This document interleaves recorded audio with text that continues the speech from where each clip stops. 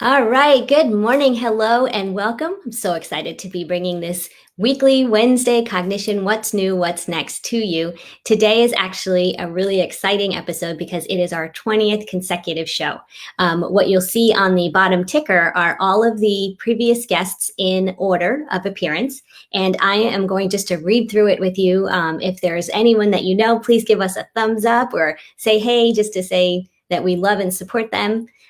We started this back in, I want to say May. I think it was May. And we kicked it off with Lucas Stuber, who's our Director of Product Development and Clinical Education. Then we had Carol Zangari, Andreas Forslin, who is the CEO, Glenn Dobbs, Chris McKelly, Lauren Enders, Marina Vasserman, Chris Bouguet, Kata Hearn, Brandy Wentland, Sarah Pierce, Vicki Clark, Caroline Musselwhite, Megan Aslian, Tim Jin, Casey Barron, Rachel Langley, Yannick Roy, Lydia Dolly, and today, India Ochs. So I am really just so blessed and honored to have had all of these amazing leaders in the AAC space and now moving into BCI, which is brain-computer interface experts, to come on and really educate us about what's been going on in the world of assistive technology with specific reference to communication, and also what do we see as coming in the future. And that's really important because these are coming from people who are out there in the industry or actual users of AAC and really understand, the technology that's coming. I also want to show you, if you'd like to see the previous episodes, let me go ahead and show you that. You can go to our Facebook page. Let me just grab that here.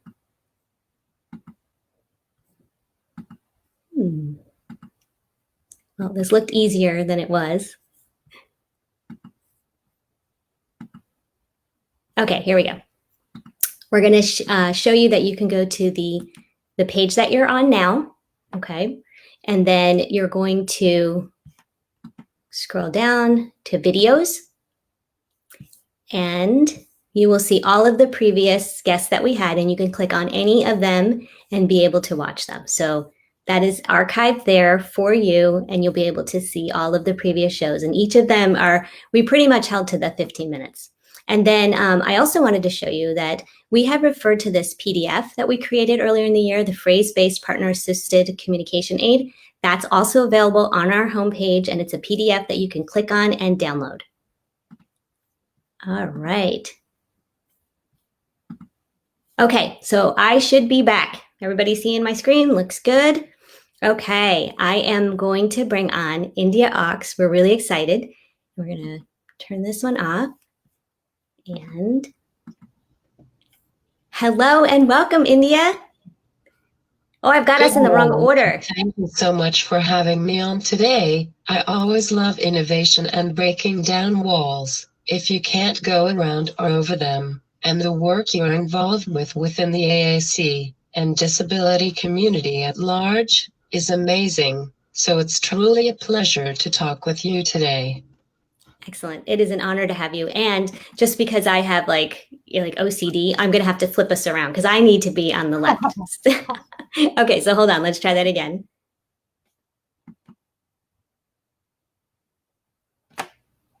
There we go. Okay, May's world is well again. Okay, so wonderful. Thank you, India.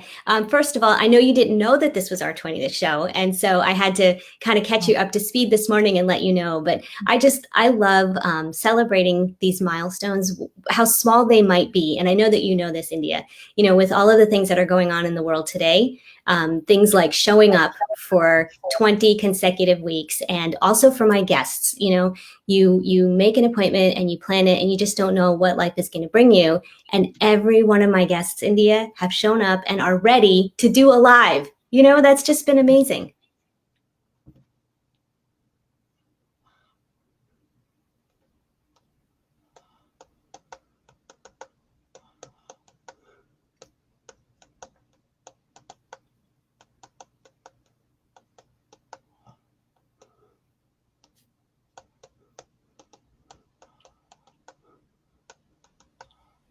And you have survived technical challenges too. Oh my gosh, yes. That's really cool, is that a lot of the people that I work with, like yourself, they understand tech. And so it's like, not a problem. We're going to work through this. You know, like you and I had a little video issue this morning, and you know what? I'm just not sweating it anymore like I used to. You know what I mean? Awesome. I do have to say this when I was talking about people showing up. So I interviewed Sarah. I can't remember her last name right now, but I will get it. I interviewed her for the podcast, and I was just saying to her, like, I'm so amazed. You're such an inspiration. And this is one of the first people that corrected me, India. She's like, I'm not in your inspiration. She's like, I got to get up and go to work every day. And she's like, and that's what I do. Right? Yes. So I'm sharing that with everyone else. Like, people need to know that, you know? Okay. I love that you're right here with me, India. Okay. So I gave you some homework, and what I wanted to find out was, tell me everything about you. I'm ready. If people that have plugged in with us right now, I'm so excited for you to hear about India and what she has been up to. So please share with us. I have to say, I much rather learn about other people's lives than talk about my own. But when forced, it is pretty funny thinking about everything in my life, when I wonder how in the world can I update my resume, trying to figure out what to squeeze onto 2 pages. In some ways, I always considered myself a jack of all trades, deciding at age 5 to be an attorney, but to have 100 plus hobbies, since I am interested in virtually everything in life. That said, the underlying theme throughout my life has always been public service, and making sure others find that inner confidence, know their potential, and are heard. But moving from those intangibles, just to share some about my background, I feel so lucky being born and raised in Annapolis, Maryland, given its complex history connected to the founding of America and slavery, the beauty and calmness of the Chesapeake Bay, and how great the public schools were, as a national role model for student leadership and advocacy, which is why I purposely went out of state for college, knowing I would come back to raise my family in Annapolis. I ended up attending the University of North Carolina at Greensboro for both undergrad and grad school, getting my bachelor's in 3 years with a double major in political science and history, and then taking what I saw as a break to get my master's in public affairs before going to Syracuse for law school, specializing in family law and social policy. And like most things in life, I took the path less traveled, opting to serve a year in America right after law school, which is like the domestic Peace Corps, where I established and ran a nonprofit, uniting kids with and without disabilities through service learning and sport programs. And if I may just take a moment to say one more thing about that, which is, it was critical for the kids to work together. So instead of having kids without disabilities doing a project to help kids with disabilities, we would have them do something as a team, like work together to organize a bingo night at a public housing complex in Baltimore. After that, I worked as a human rights attorney, collaborating with activists in over 20 countries on issues ranging from child labor in India to political prisoners in Vietnam, to the right to clean water in Haiti, and the right to education in Guatemala, and of particular importance to me, combating slavery still going on right here in the United States, with farm workers and domestic workers. I also worked on Capitol Hill and with my local public defender office, ran a national help desk on juvenile detention reform, working with counties across the country, and have been a compliance officer with the U.S. Department of State for the last 9 years, trying to protect the health, safety, and welfare of the hundreds of thousands of foreign exchange visitors that usually come to the United States every year. But like I joked about earlier, how I wanted to be an attorney with 100 hobbies, over those years of school and working, I also have kept busy doing things like teaching high school, freelance website design, authoring different books and journals, supported victims' families during the Pan Am 103 Lockerbie bombing trial, gained a lot of insight on submarines and espionage working at the Naval Surface Warfare Center. Said What? many times, to lead different boards of directors would be in my 36th year playing soccer, if not for the pandemic, done crew and taekwondo, and most importantly, been a mother for the last 10 years to my son. Rattling off all of that makes me chuckle, thinking how ironic it is that the one word I can verbally say out loud is no, but as you can guess by now, it's the one word I verbally never say. Oh my God. What was that? Was that a mic drop? Okay, so Andreas Forslund, the CEO of Cognition, typed this early into it. Like now the show is over, but this is what Andreas says. This is awesome. Oh my gosh. So people that are watching, can you give us some love in the chats? I mean, is there something in there that moved you? I can't even go through all of the things. I mean, just incredible. And I knew a little bit of this from India. And I always say at the beginning, like if we have an initial meet, I say, don't tell me things now because I want it to be organic. And this is just, she's amazing. It's just unbelievable. I love it.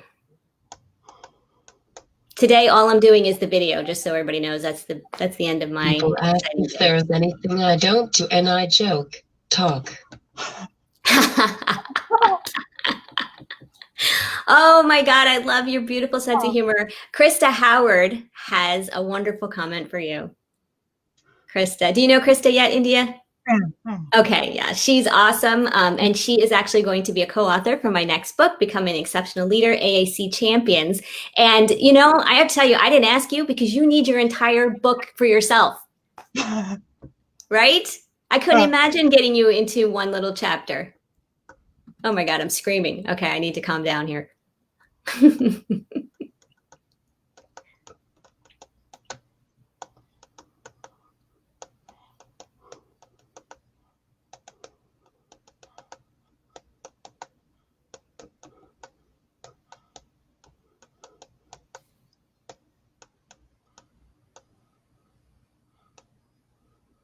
When I was 5, I thought I would copy Benjamin Franklin and have a double autobiography. Exactly. I love that. Okay, so we have a great question. With all that you've accomplished, India, what is next for you?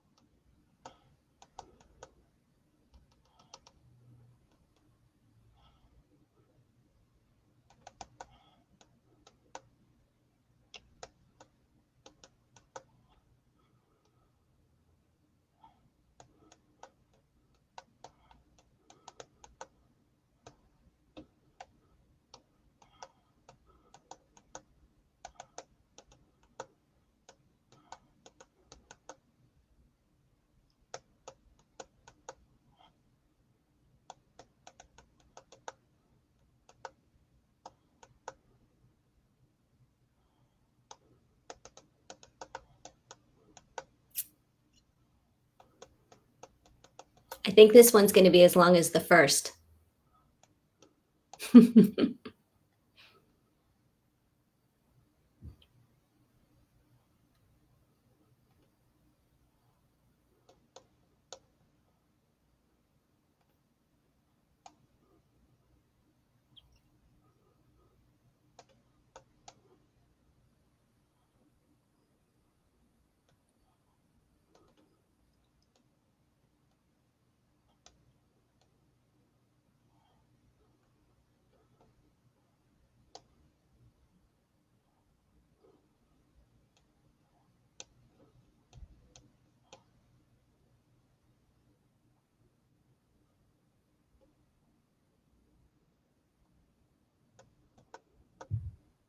Excellent. And everyone who's watching, we did ask India a follow-up question, and you can see that on the screen coming from Andreas Forslund, who's the CEO of Cognition, asking her what's next in her future.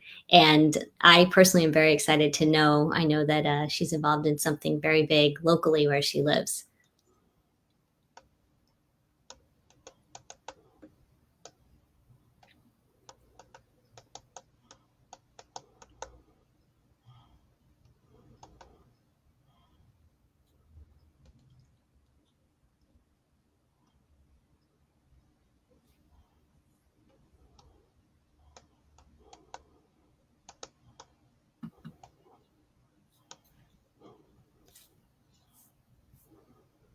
That is a great question. Next really is just about carrying on my passion for changing the world.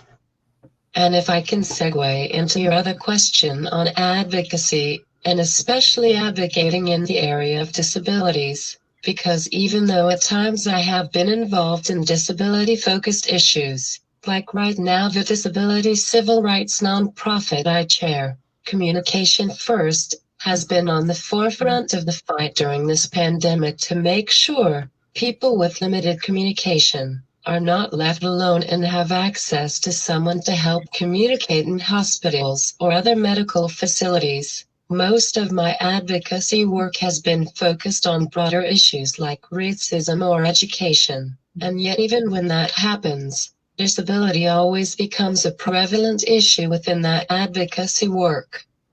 Just to give a couple of examples of what is currently going on with advocacy, yes, I have gone to countless rallies for Black Lives Matter, but change is more than just being a voice on the street. It has to happen by changing policies and protocols, and change the whole mindset within the systems that have fostered racism and discrimination for centuries. As a side note, I think it's critical for people to approach such change understanding that we are not fixing a broken system.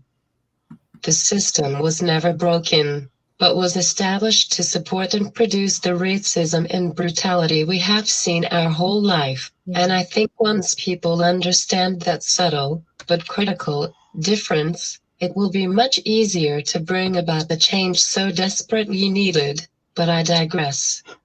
What I wanted to say as an example is how, as those of us, such as myself, work to change laws and policies at the local and national level, such as how police interact with citizens, it's clear that disability is a factor rarely mentioned about the victims. Eric Garner, Freddie Gray, and Sandra Bland were not just Black people unjustly murdered by the police, but Black people with disabilities.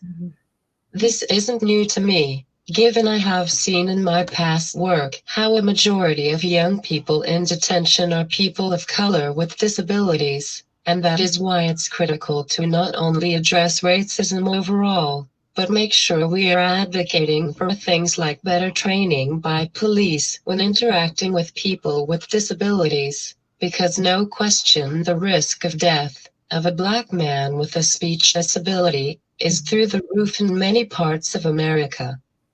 At the same time, disability has constantly come up in educational issues, as I am currently running in an nonpartisan race for a seat on my county board of education, which actually is the first time my district will have a chance to vote for the board of education, since the school board used to be all appointed members.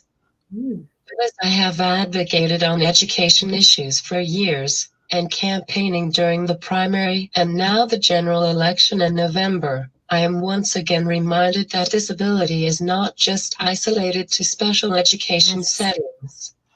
Yes, there is so much to fight for right now, both at the local and national levels, to ensure school systems follow the law for kids with IEPs or 504 plans. The pandemic is no excuse to waive any rights of our kids most in need of getting the same level of quality education as their peers, and ensuring those not assessed yet get assessed to avoid any more delays in getting the services they deserve. And as many schools continue to do online learning, We must ensure all our kids are getting access to the same lessons as their peers. Yes. It also is about things I already referenced like racism and discipline. Virtually all the kids that get caught up in the school-to-prison pipeline, or I should say the cradle-to-prison pipeline, are Oh, kids wow. of color with disabilities, and that has to stop. Educators have to look at the reason for a behavior instead of referring kids to the police because of the behavior. Along with my campaign, I have been working with my local chapter of Showing Up for Racial Justice to advocate for changing the discipline policies within schools, and there is story after story across the country about kids with disabilities being suspended or arrested for things clearly connected to their disability. It's not just adults like George Floyd that have knees to their necks, but like a 10-year-old autistic black girl in Louisiana who started to act out due to sensory overload in the classroom, ran out and climbed up a tree outside, and instead of treating her in regards to her autism to de-escalate the situation, the police were called, and they put a knee to her back while handcuffing her face down to the ground as she yelled that she was hurting. That is beyond horrific, but all too common, and one of the biggest parts of my advocacy on equity in schools.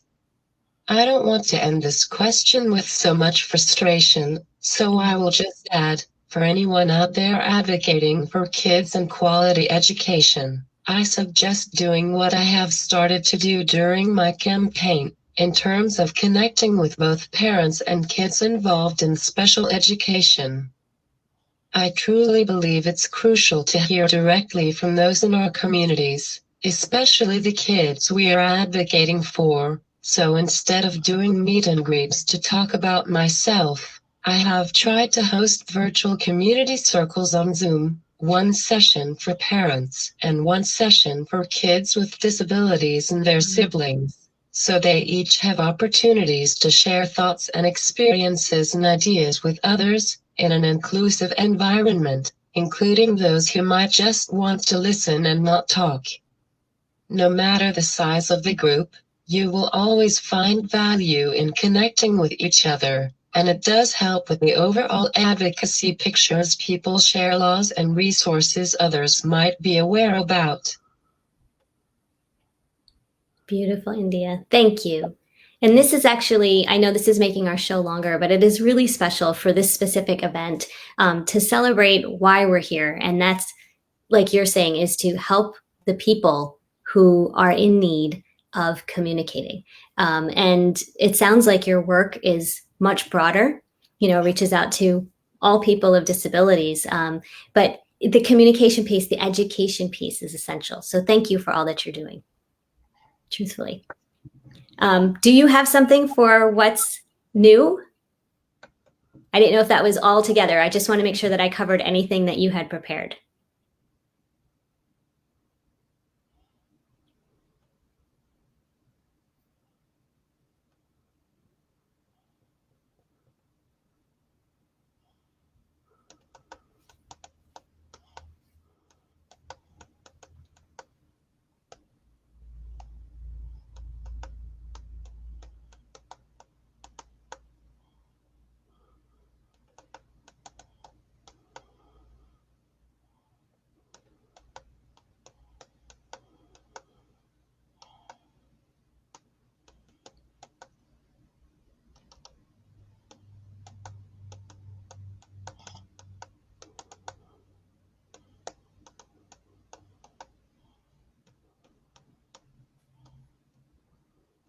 In terms of your question on what's new in terms of what I would love to see happen, nothing is going to be as perfect as the ability to actually talk in real time, but it is the more subtle things I would like see developed, like having all of these new voice apps available on any kind of device, versus only Apple or only Android or only PC, so those from lower socioeconomic families have access to every option.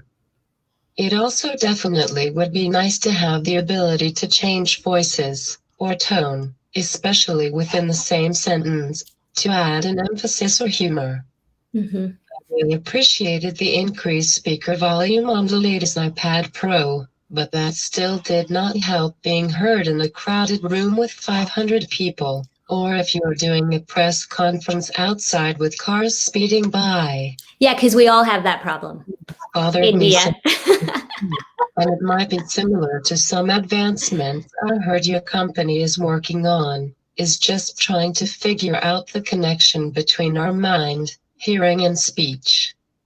And what I mean by that is this real-life example that I share sometimes when trying to show how important it is to take the time to ask people with speech disabilities what is going on their end. I still have my medical files from when I was in a 6-week inpatient study at what is now called Kennedy Krieger Institute in Baltimore, when I was 3, maybe 4 years old, and along with the very erroneous assessment of calling me mildly retarded. Before any testing, I still remember the speech test where they noted me as stubborn and independent, and while I will fully embrace the labels of stubborn and independent, the speech language pathologist was totally out of line to use those words in that context. Absolutely.